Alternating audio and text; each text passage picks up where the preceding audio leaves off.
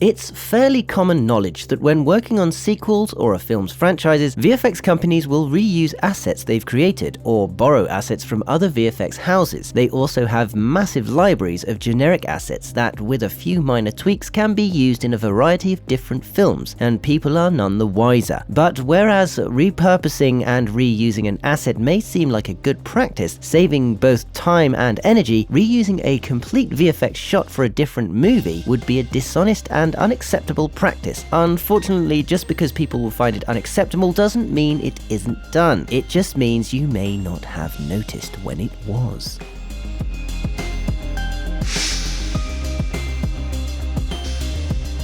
Perhaps some of the first instances of copying VFX shots comes from a time when visual effects were achieved by working directly on the celluloid, being it through chemical processes, double exposure, or just drawing directly onto the film. In the 1973 animated feature Robin Hood, animators actually drew scenes on top of existing animated cells from other films. If a scene required characters to dance, for example Little John and Lady Kluck, they would simply draw their characters over the top of existing characters, like for example Baloo and King Louie from the Jungle Book, tracing their movements and gestures and thus ensuring that all their movements were fluid and rhythmic without the need for further adjustment afterwards. In this film, Robin and Maid Marian were also drawn to copy the dance of Thomas O'Malley and the Duchess in The Aristocrats. This method saved time and money, but it could only be used if the characters had a similar shape, speed, and rhythm of movement.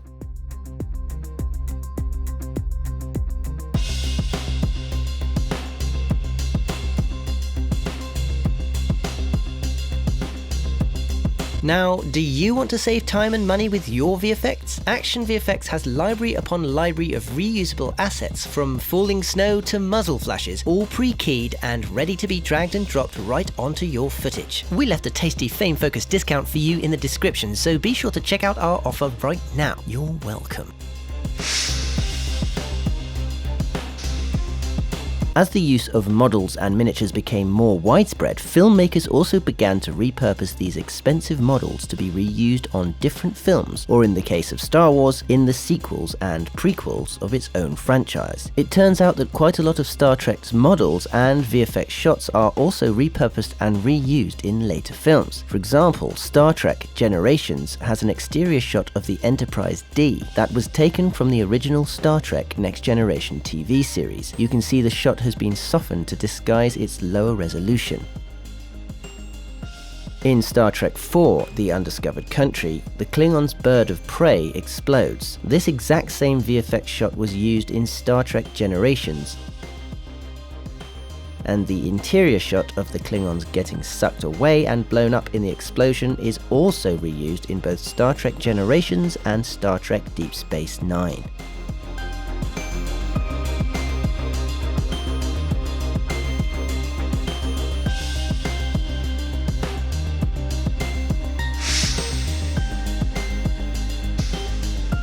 I Am Legend will probably go down in history as a classic film, but not because it actually deserves to be a classic, but because it could have indeed and should have been one. The reason for this isn't the ending, which many found disappointing and others just didn't understand. Basically, Smith sacrifices himself to save the cure he discovered, thus becoming a legend, but because of the VFX being rushed and the end result was unconvincing enough to cause a disconnect with the audience. The infected beings in the film, otherwise known as the Dark Seekers, were originally going to be actors dressed up in prosthetics and makeup. 50 parkour specialists were hired, choreographed, and trained. But after 2 days of filming, the director realized that they were not really scary at all, and just looked like a bunch of angry mimes running around. After talking with the rest of the team, they quickly realized that the Dark Seekers were going to have to be CG. This sudden increase in the VFX team's workload and the lack of pre-production work meant that they had to rush through designing a look and feel for the Dark Seekers. This has led many to believe that in order to save time, instead of building their Dark Seeker CG assets from scratch, they used pre-rig assets and reskinned and textured them to become Dark Seekers. If you compare the length of movement and the robot-like animation, there are actually some striking similarities with the robots from an earlier Will Smith movie, I, Robot. Let us know in the comments below what you think.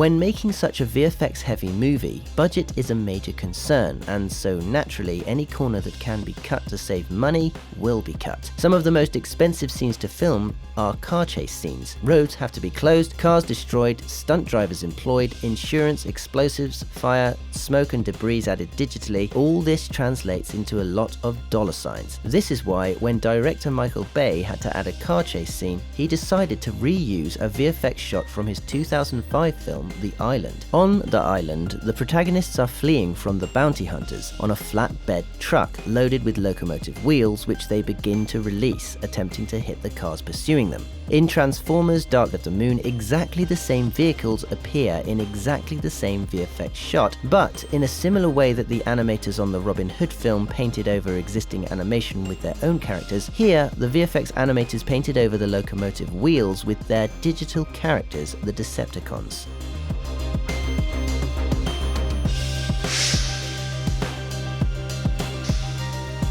Of course, if you really want to save time and money, you can just cut and paste an entire VFX sequence from another film, as they did in The Spy Who Shagged Me. To be honest, Pacific Vision Productions didn't do too bad a job with the VFX in this movie, making Dr. Evil's rocket look almost exactly like a giant dick! Yeah! Take a look out of starboard! Oh my god, it looks like a huge...